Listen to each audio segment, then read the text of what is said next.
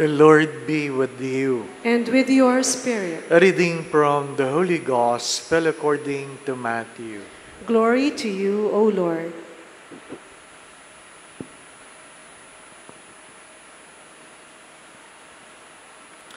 Jesus went into the region of Caesarea Philippi, and he asked his disciples, "Who do people say that the Son of Man is?"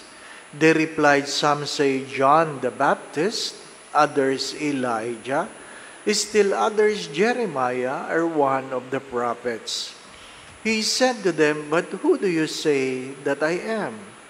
Simon Peter said in reply, "You are the Christ, the Son of the living God." Jesus said to him in reply, "Blessed are you, Simon, son of Jonah, for flesh and blood has not revealed this to you, but my heavenly Father. And so I say to you, you are Peter, and upon this rock I will build my church, and the gates of the netherworld shall not prevail against it.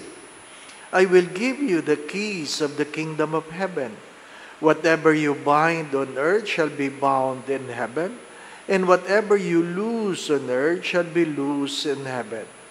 Then he strictly ordered his disciples to tell no one that he was the Christ. From that time on, Jesus began to show his disciples that he must go to Jerusalem and suffer greatly from the elders, the chief priests, and the scribes, and be killed, on the third day be raised. Then Peter took Jesus aside and began to rebuke him. "God forbid, Lord. Now, no such thing shall ever happen to you." He turned and said to Peter, "Get behind me, Satan. You are an obstacle to me. You are thinking not as God does, but as human beings do."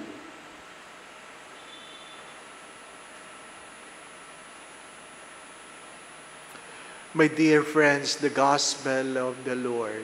Praise to you, Lord Jesus Christ.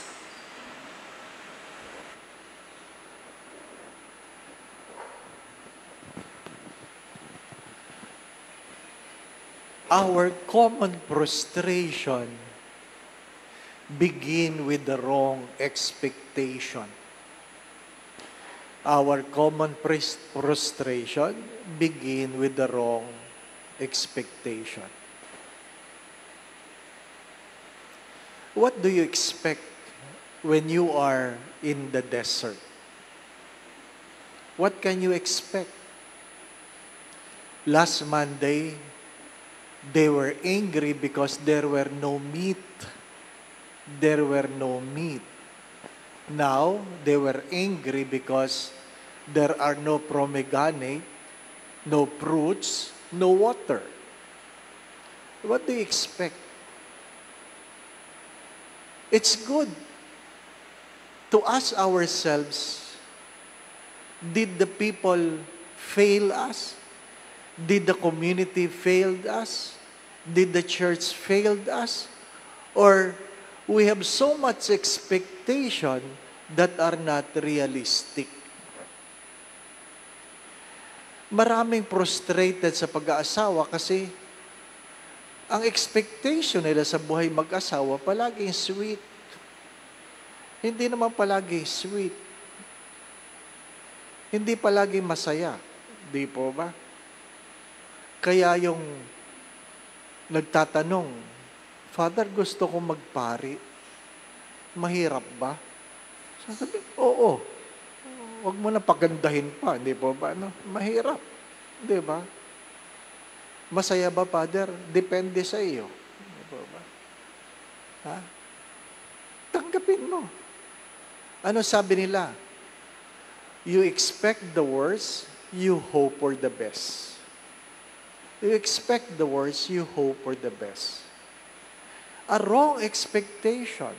Kaya pag may pilgrimage, lalong-lalo lang sa Holy Land, ang una ko sinasabi, huwag niyong aasahan na makakakain kayo ng baboy. Wala talagang baboy. sa Holy Land. Ano pa? Sinabi mo na yon, pero pagkatapos na nilang araw sa pilgrimage, Father, walang baboy.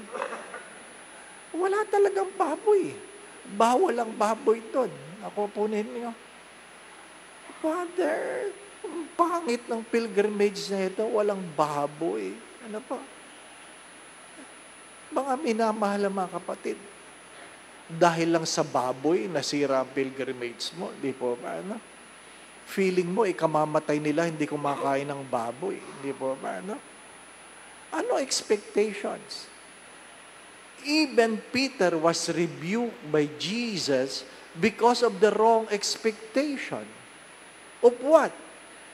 Because he cannot fathom that the Savior will suffer, died, and on the third day will rise again. Hindi niya kayang tanggapin. Di po ba? Kasi pag sinabi mong Savior, ililigtas ka niyan sa lahat. At marami sa atin ang sisimba, marami sa atin na kapag nagdasal, ang expectation, sasagutin lahat ng kanilang mga panalangin. Kaya pag nagdasal, hindi lang yung kung ano ang hinihingi, paano kung paano ibibigay. Di ba?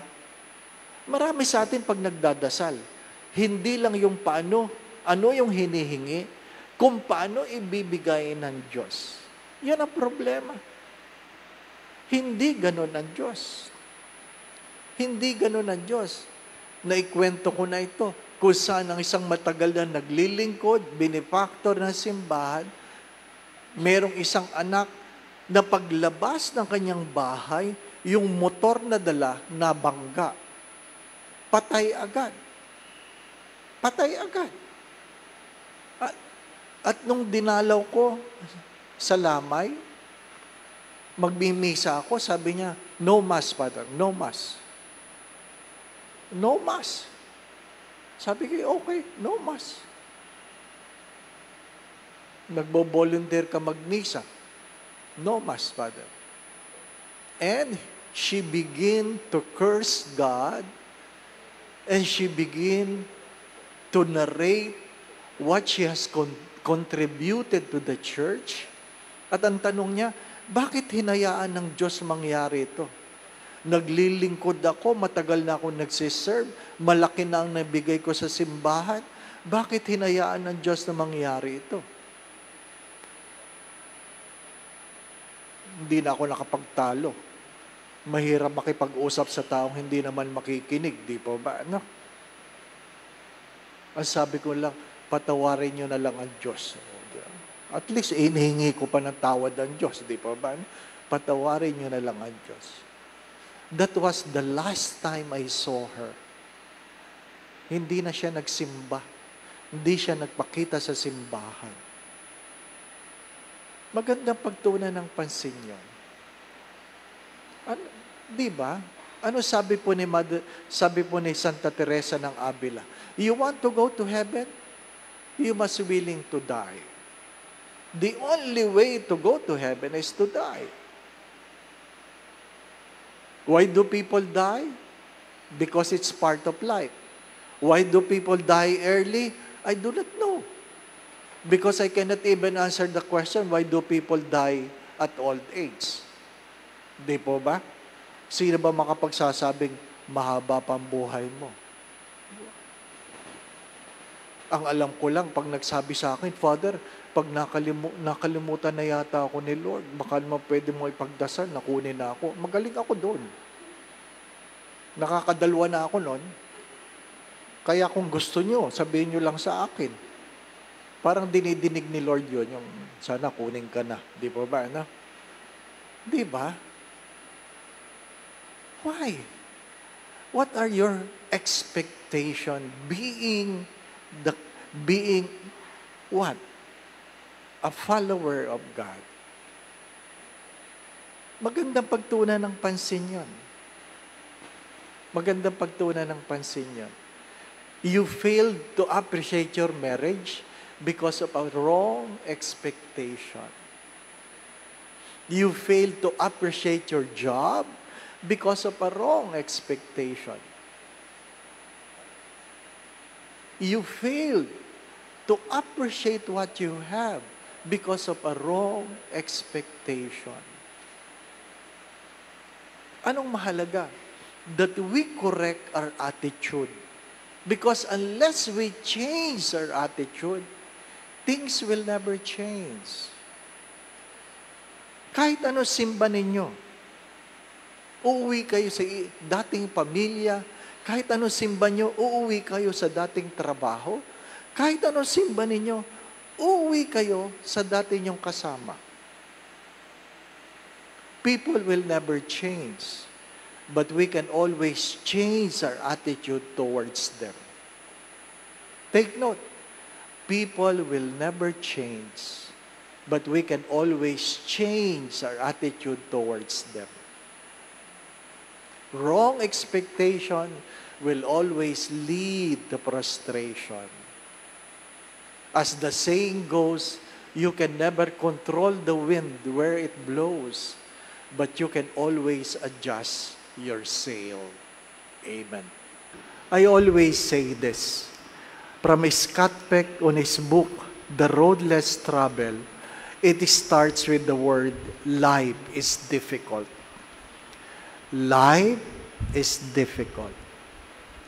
It's good to remind ourselves how much more is our salvation. Again, life is difficult. And it will always be difficult. A wrong expectation could always lead us to frustration. The Lord be with you. And with your spirit. And may Almighty God bless you and your family, the Father, the Son, and the Holy Spirit. Amen. The Mass has been offered. We go in peace to love and serve the Lord. Thanks be to God.